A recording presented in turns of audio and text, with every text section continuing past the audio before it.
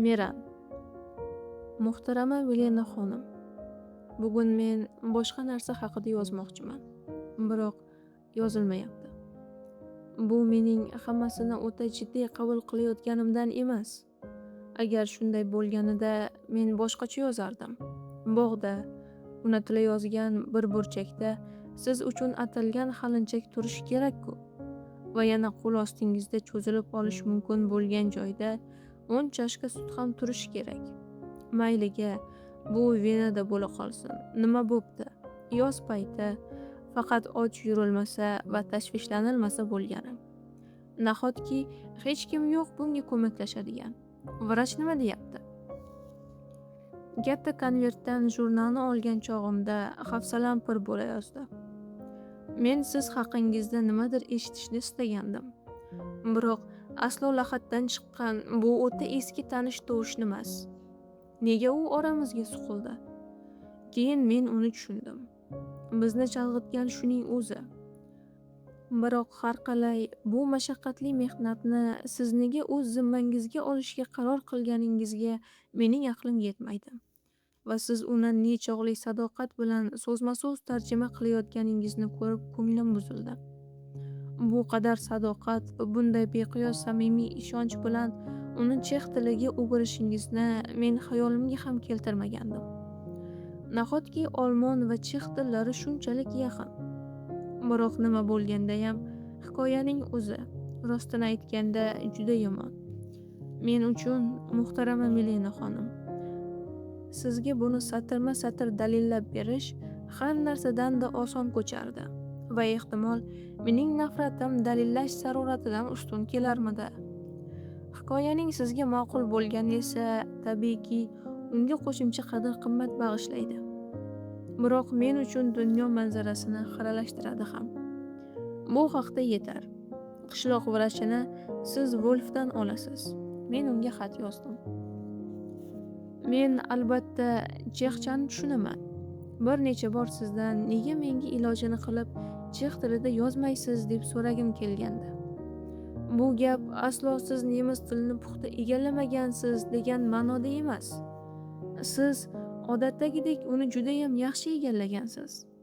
Biror bir o'rinda sizning uni puxta egallamaгаningiz tasodifan sezilib qolguday bo'lsa, o'shanda bu til sizning qoshingizda tavoze bilan egiladi. Shunda bu ayniqsa go'zal chiqadi. Har qanday nemis esa buni o'zining tilidan hech ham kutmaydi. Shu bois u yozishga jur'at etolmaydi. Biroq men sizni chex tilida o'qigim keladi. Axir bu sizning tilingiz. Axir unda uning o'zidagina Milena bor butunicha mujassam. Tarjima buni tasdiqlab turibdi. Bu o'rindagisi esa venalik yoki Venaga otlanayotgan Milenaga o'xshaydi. Xullas, chexchada yozing, iltimos. Va o'zingizning xatlaringizda yozgan o'sha felyetonlaringizni yuboring. Mayliga, arzimas bo'lsa-da nima qilibdi? Siz mening arzimas qissachamni qanday qilib bu qadar hijjalab chiqdingiz? Bilmayman. Biroq men ham uddalarman. Uddalay bilmasam, nachora. O'sha yaxshi tasavvurimda qolaveraman. Siz mening unashganim haqida so'raysiz. Men 2 marta unashtirilganman. Agar kerak bo'lsa, hatto 3 marta. Chunki bitta qizning o'zi bilan 2 bor. Xullas, men 3 marta nikohdan atigi bir qadam berida bo'ldim. Birinchi voqea butunicha ortda qoldi. U yoqda yangi oila qurilgan va eshitishimga qaraganda chaqaloq ham dunyoga kelgan. Ikkinchi voqea hali bardavom, biroq har qanday nikoh ko'rinishidan xoli. Ya'ni ochig'ini aytganda barham topib ulgurgan. Yoki aniq qilib aytsam, endi o'zgalar hisobidan mustaqil hayot kechirayotir. Umuman, men bu masalada aslida boshqalarida ham shunday xulosaga keldimki, erkaklar ehtimol ko'proq azob chekishar. Agar masalaga boshqacha qaralsa, ularning kam qarshilik ko'rsatishini payqash mumkin. Ayollar bo'lsa doimo aysiz holda azob chekishadi.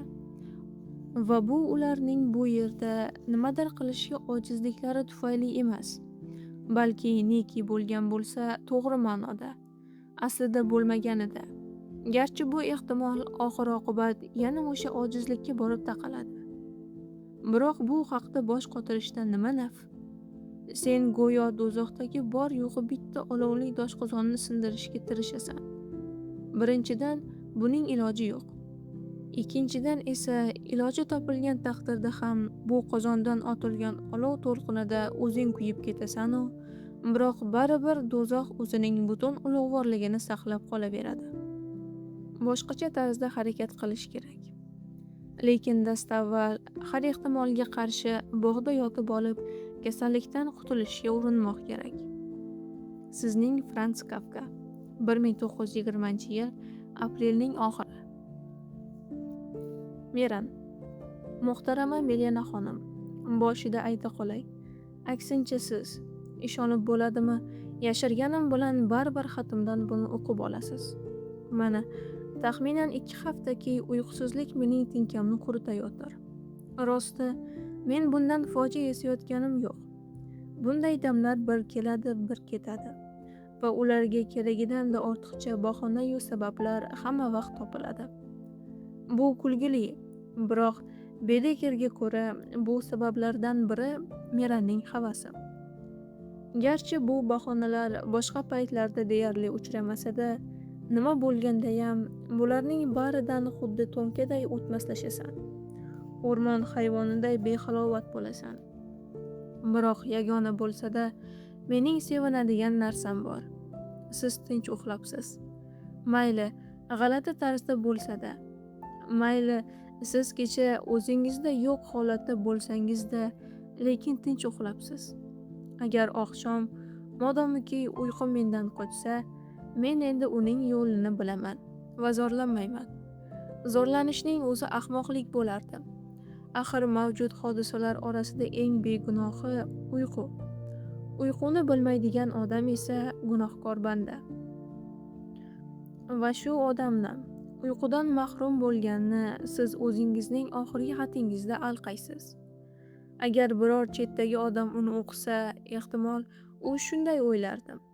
Zo'r odam ekan, aftidan tog'larni talqon qiladiganlardan. Biroq bu odam hech nima qilgani yo'q. Qo'lini sovuq suvga ham urmagan. Peroni qimirlatganini aytmasa, sud va Tangri nasib qilgan narsalar bilan oziqlanadi. Garchi har doim bo'lmasa-da, tez-tez qo'l ostida choy-yu olma turadi. Boshqa paytlarda hamma narsani o'z holicha qoldiradi va tog'larni ham o'z holatida turishiga izn beradi. Siz Dostoyevskiyning birinchi muvaffaqiyati tarixini bilasizmi? Bu voqea o'z ichiga ko'p narsani qamrab olgan va men uni o'ng'ayligi, ism-shariflarning mashhurligi uchun keltiraman. Nimaga deganda unga o'xshash, hatto unga yanada yaqin har qanday voqea o'shanday mohiyat kasb etgan bo'lardi. Darvoqe, men bu voqeani atigi taxminan bilaman, ayniqsa ism-shariflarni.